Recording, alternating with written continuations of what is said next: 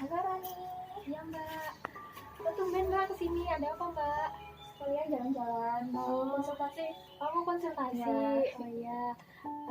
Mbak bisa dibantu untuk mengisi datanya dulu. Oke. Nama lengkapnya siapa mbak? Putri Arum, bangsa Tanggal lahirnya di mana mbak? Bangladesh, Sulawesi Tengah, 20 Mei 1999. Berarti sekarang 20 tahun mbak ya? Alhamdulillah iya. Untuk pekerjaannya apa mbak? Sekarang alhamdulillah mahasiswa semester 6 lah. Oh, tingkat akhir mbak ya? Iya.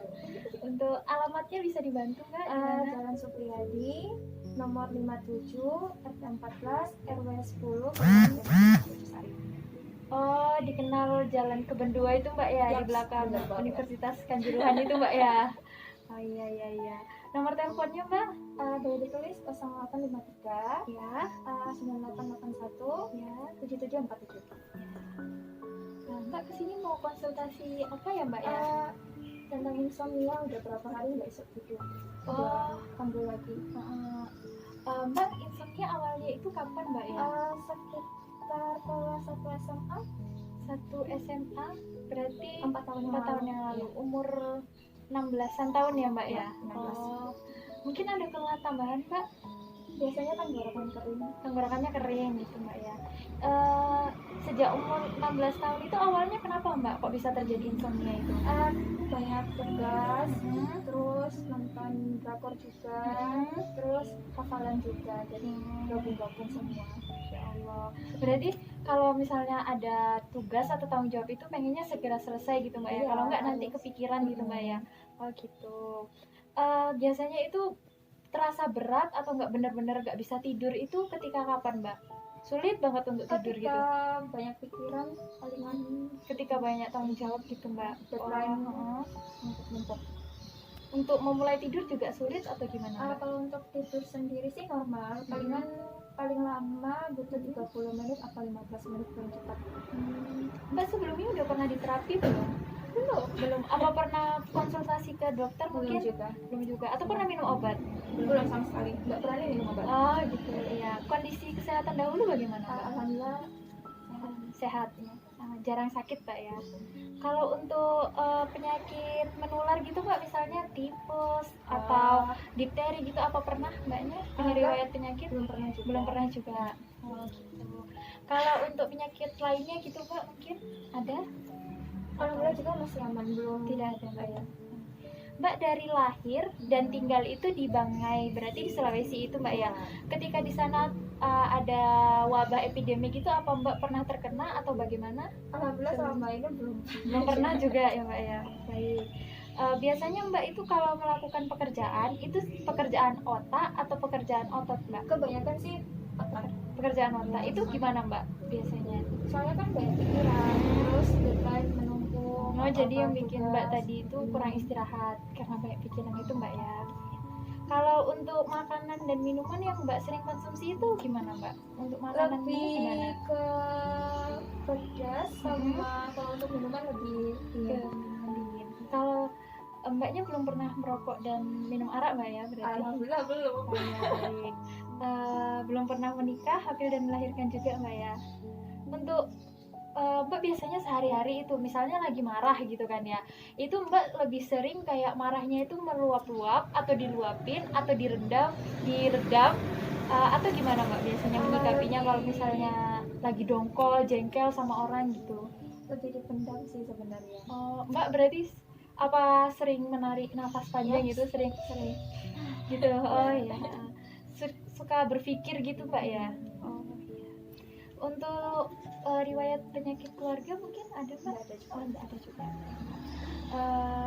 Untuk biasanya mbak kalau misalnya demam atau panas, dingin itu bagaimana mbak? Apa ada keluhan atau gimana? Nggak ada keluhan sama sekali. Demam pada saat kapan gitu? Palingan sore biasa. Itu sejak kapan mbak? Minggu lalu agak capek. Oh, kalau kecapean itu demam sore hari mbak ya. Kalau untuk keringat sendiri itu mbak biasanya berkeringat itu pada saat kapan? Kalau keringat biasanya kan sering saat aktivitas, tapi kadang-kadang kalau gelisah malam juga keringatan. kalau tidur gitu berkeringat gitu juga mbak ya. Oh, iya. Untuk rasa sensasi di kepala mbak, mbak biasanya tuh pusing atau sakit kepala mbak? Kebanyakan sakit bukan pusing. Oh sakit kepala mbak ya. Bagian sini lah. Oh, di samping mbak ya. Iya. Kalau untuk dada mbak, perasaan di dada itu berdebar-debar, tertekan, sesak atau bagaimana mbak? Berdebar-debar. Oh berdebar-debar mbak ya. Ngelihat dia mbak, bukan? Kalau untuk di ulu hati mungkin terasa sakit atau perutnya kembung gitu ada atau tidak? Tidak ada. Berarti cuma berdebar-debar aja mbak ya. Iya. Untuk tangan dan kaki mbak, itu gimana perasaannya? Panas, dingin? Kalau tangan agak hangat, cuman kaki kebanyakan dingin dengan panas. Tapi kadang-kadang mungkin cuaca gitu. Tapi kayak greges gitu. Oh gitu. Jadi telapak tangan dan kaki itu terkadang itu panas gitu mbak ya. Mohon maaf mbak, di sini saya ingin bertanya masalah buang air besar. Buang air besarnya mbak biasanya setiap kapan? Pagi, siang, sore, malam lah. Oh setiap pagi hari mbak ya. Itu setelah buang air besar itu perasaannya gimana mbak? Lega atau ada yang tertinggal atau bagaimana mbak? Lega banget gitu. Lega banget mbak ya. Itu berbau atau tidak mbak? Maaf mbak ya, berbau atau enggak gitu? Enggak mbak ya. Normal kok. Iya. Untuk warnanya bagaimana mbak? Masih normal seperti biasanya. Kuning coklatan gitu mbak ya. Untuk buang air kecilnya gimana mbak? Sama aja. Lega mbak ya setelah buang air kecil. Warnanya mungkin mbak? Kan kebanyakan minum air kan, jadi agak kuning-kuning jernih gitu mbak ya. Berbau atau enggak mbak? Enggak juga. Tadi kan mbaknya bilang kebiasaan makannya kan makan pedas gitu mbak ya. Untuk nafsu makan gitu gimana mbak? Nafsu makannya ada atau gimana? Nafsu makan ada sih, cuman untuk porsinya lebih sedikit. Oh ada nafsu makan, cuman porsi makannya sedikit mbak ya. Cenderungnya tadi suka makan pedas. Kalau minumnya itu, kalau untuk minum mbak itu biasanya minum yang sedikit-sedikit tapi jumlahnya itu banyak, atau yang langsung banyak tapi satu kali? Mendingan sedikit-sedikit tapi banyak. Oh, mbaknya gitu. Karena kan tenggorokan awalnya kering. Oh mbaknya memang karena sering gitu mbak ya. Kalau rasa di mulut ketika bangun tidur gimana mbak? Ya tawar lah. Oh tawar ya mbak. Untuk haus mbak, rasa haus yang mbak rasakan kan tadi tenggorokannya kering mbak ya. Itu selain minum sedikit-sedikit dan minum dingin, itu apa mbak kadang itu minumnya langsung banyak gitu?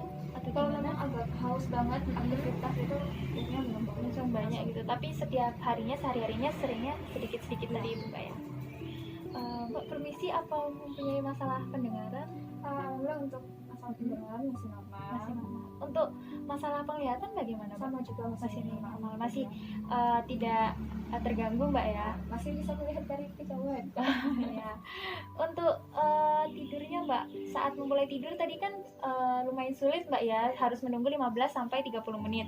Nah biasanya mbak itu tidur, pada saat tidur itu terbangun kan ya tadi mbak bilang. Benar. Itu berapa kali mbak biasanya? Lebih dari 2 kali 3 kali ya. Itu terbangun karena apa mbak? Kayak haus tapi kadang langsung sholat. Kan nggak mungkin ninggalin. Oh iya, Masya Allah. Bangun untuk minum gitu mbak ya. Bangun minum bisa sholat gitu mbak ya. Itu mbaknya kalau tidur itu mimpi gitu nggak mbak? Kadang mimpi dan kadang tapi kebanyakan gelisah. Oh sering gelisah ya mbak ya. Mbak permisi, saya mau bertanya masalah haid. Untuk siklus haidnya bagaimana mbak? Untuk siklus haidnya normal, tapi kadang-kadang ganti apa ya namanya? Oh, berarti setiap 28 hari sekali. Untuk jumlah haid yang paling cepat itu kapan mbak? Dan yang paling lama cepat gitu? 5 hari, paling lama itu 7 hari. Jumlah yang dikeluarkan bagaimana? Tergantung, kalau stres itu sedikit atau enggak stres banyak. Yang terakhir ini bagaimana mbak? Terakhir ini udah agak sedikit sih, saya agak banyak menumpuk di otak. Banyak pikiran itu mbak ya tadi ya. Untuk warnanya gimana mbak? Alhamdulillah warnanya masih normal, masih agak merah kecoklatan gitu mbak ya. Itu apa mbaknya punya nyeri haid gitu? Alhamdulillah enggak. Nggak ada. Awal mula mbak waktu haid itu umur berapa mbak dulunya? Sekitaran kelas 3 SMP. SMP sekitar 14 tahun mbak ya. Yes. Maaf mbak, saya di sini bertanya masalah keputihan. Untuk keputihan itu Mbak biasanya sebelum haid atau setelah haid atau keduanya atau bagaimana Mbak? Sesudah haid dan sebelum haid itu Oh, berarti keduanya Mbak ya, sebelum dan sesudah haid. Itu warnanya warna apa Mbak? kayak gel bening gitu. Oh, putih bening kayak seperti gel gitu Mbak ya. Itu Mbak apa merasa gatal? Alhamdulillah enggak gatal, enggak bau juga. Oh, gitu. tidak gatal dan tidak berbau Mbak ya. Untuk masalah kehamilan dan persalinan Kak, tadi kan belum pernah hamil dan melahirkan Mbak ya. Ya, Mbak mungkin bisa dibantu, saya melihat nadinya. Bisa sih Mbak ya.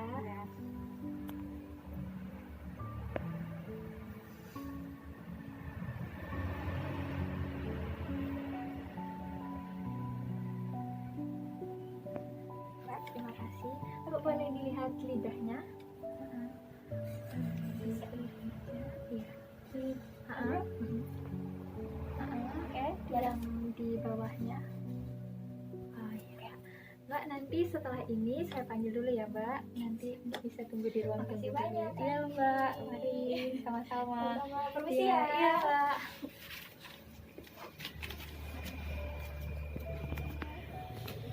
Pertama saya akan mengenali titik Daisy. Titik Daisy adalah titik Yuan dan Su dari meridian ginjal.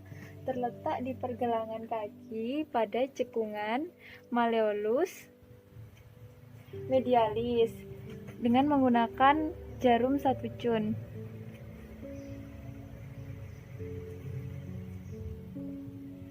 Fungsinya itu untuk mentonifikasi ginjal. Yang kedua, ada titik Chow Hai atau KI6. Terletak di tepat bawah malleolus medialis. Sini. Nah, itu merupakan titik pertemuan meridian ginjal dengan meridian Yin Qiao yang fungsinya untuk meregulasi yin dan memberikan perasaan tenang. Yang ketiga, yaitu titik San Yin Qiao. Permisi ya Mbak. Titik San Yin Qiao merupakan titik pertemuan 3 meridian yin, yaitu meridian hati, limpa, dan ginjal, di mana titik ini berada 3 cun di atas malleolus medialis, tepat di posterior tibia.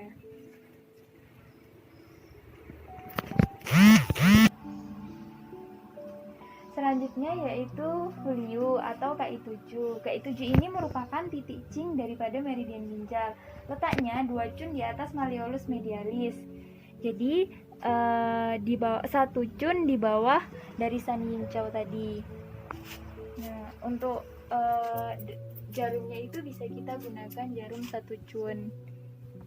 Tusuk tegak lurus. Nah, itu fungsinya sendiri untuk membersihkan panas dan menguatkan ginjal. Selanjutnya titik Daipai. Titik Daipai ini atau disebut dengan titik SP3 itu merupakan titik Yuan dan Su meridian limpa. Lokasinya di sisi medial di cekungan proksimal artikulus metatarsofalangeal antara kulit gelap dan terang, dan kita bisa menusuk dengan kedalaman 0,5 cun. Fungsinya untuk menguatkan limpa, menghilangkan lembab, regulasi Ji limpa.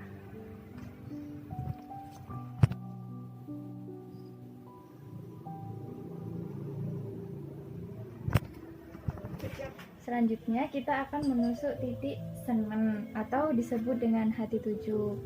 Nah, lokasi titiknya itu sendiri pada pergelangan tangan, tepi radial tendon, musculus flexor carpi ulnaris di tepi atas os pisiformis. Di sini ya, kita tusuk. Nah, bisa dengan menggunakan jarum 0,5 cun.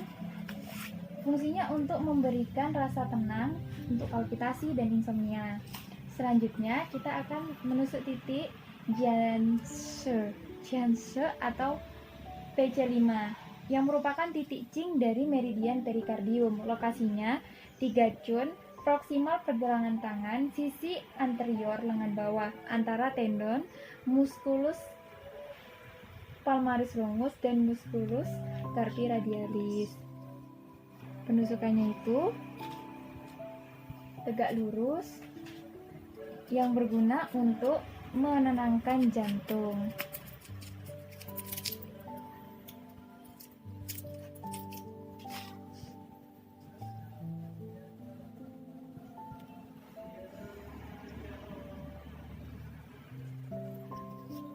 Selanjutnya, kita akan menusuk titik Nequan atau PC6, di mana titik Nequan ini merupakan titik luwuk daripada meridian perikardium. Lokasinya 1 cun di bawah titik Giense atau 2 cun proksimal pergelangan tangan, sisi anterior lengan bawah antara tendon musculus palmaris longus dan musculus carpi radialis, dengan tegak lurus 1 cun untuk menenangkan pikiran dan palpitasi.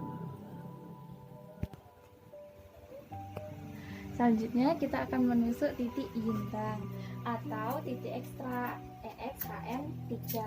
Lokasinya pada dahi, yaitu di pertengahan antara alis. Fungsinya untuk memberikan rasa tenang pada pikiran, sakit kepala, dan insomnia. Subkutan 0,5 cun. Dan titik terakhir yaitu titik Taeyang atau EXHM5. Lokasi titiknya berada di bagian temporal kepala antara ujung alis dan canthus externus pada lekukan selebar 1 jari di belakangnya. Tusukannya itu tegak lurus 0,5 cun dan untuk meredakan sakit kepala.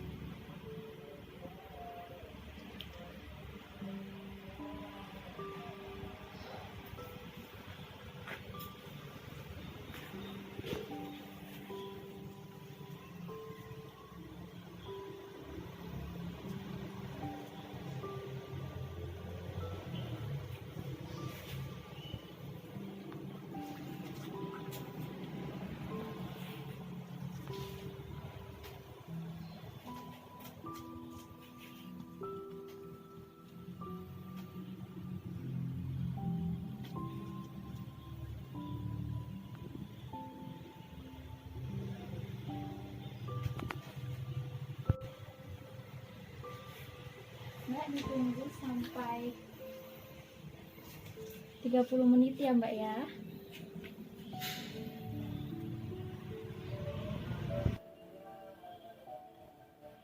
Mbak, permisi saya lepasin ya. Permisi ya Mbak ya.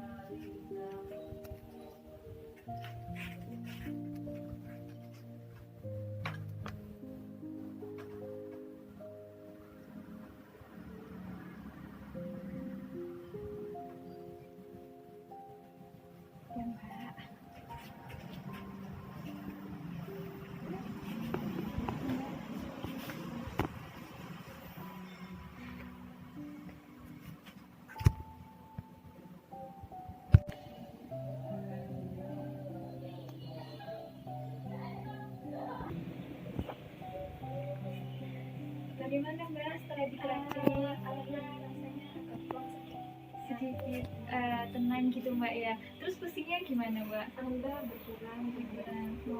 Mbak ini kan sebenarnya kan insomnianya itu gara-gara Mbak sering banyak berpikir gitu Mbak. Dikurang-kurangin aja Mbak.